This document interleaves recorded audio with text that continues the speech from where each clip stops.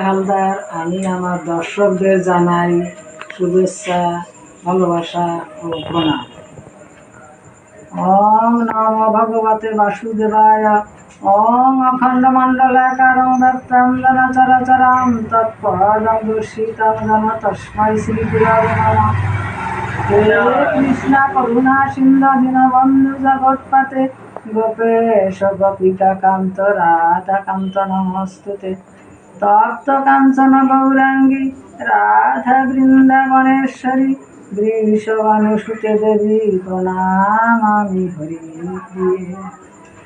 আজকে হরি স্মরণ সন্ধ্যায় প্রত্যেককে জানাই গীতা পাঠের শুভেচ্ছা ও নমস্কার। শ্রীমদ্ ভগবদ গীতায় ভগবান বলেছেন, ভবসাগর পার হওয়ার জন্য ভগবান শ্রীকৃষ্ণ গীতারূপ নৌকা সৃষ্টি করিয়াছেন, যার সাহায্যে ভগবত ভক্তগণ অনায়াসে সংসার সমুদ্র অতিক্রম করতে পারে।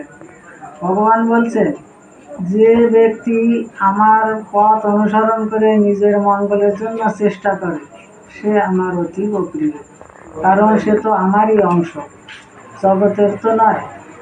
অতএব সে আমার সম্পর্কের কথা জেনে গেছে, তার দুর্গতি হবে কি? যদি সে কখনো তার ভিতর অহংকার পরিলক্ষিত হয়, তখন আমি তাকে উদ্দীপ্ত করার জন্য কোনো না কোনো অঘটন ঘটাই। তাই তো ভগবান স্বকীয় আপন। মানুষ তাকে মনে করলে ভগবান মানুষে বশীভূত হয়।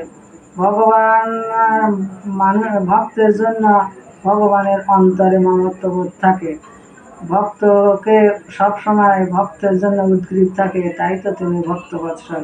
ভগবান বলছেন, সুদূরদর্শমিদং রূপং দৃষ্টবানসি জন্ম দেব অপস্য রূপস্য নিত্যং দর্শনাকাঙ্ক্ষিতন। ভগবান বলছে, হে অর্জুন, তুমি আমার যে রূপ দর্শন করলে সে রূপ দেখা অত্যন্ত কঠিন। দেবগণ সর্বত্র এই রূপের দর্শন আকাঙ্ক্ষী। না হং বেদন্য তপস্যা ন দানেন ন চেজা সক্ষ এব বিদ দৃষ্টং দৃষ্টগণ সীমাং যথা। ভগবান বলছে, হে অর্জুন, তুমি আমার যে রূপ দেখলে তা বেদ অধ্যয়ন, তপস্যা, দান সব কোনো কিছু দিয়েই দেখা যায় না। ভক্তা তনান্না সক্ষ এব বিদ অর্জুন জ্ঞাতং দুষ্টেঞ্চ তত্ত্বেন প্রবেষ্টুঞ্চ পরন্তপ। ভগবান বলছে, হে অর্জুন, হে পরন্তপ, অনন্য ভক্তি দ্বারা আমার উদ্দৃশ আমার হে অর্জুন, হে পরন্তপ, অনন্য ভক্তি দ্বারাই ঈদৃশ আমাতে স্বরূপত জানিতে পারা যায়, সাক্ষাৎ আমাকে দেখিতে পাওয়া যায় এবং আমাতে প্রবেশ করিতে পারা যায়।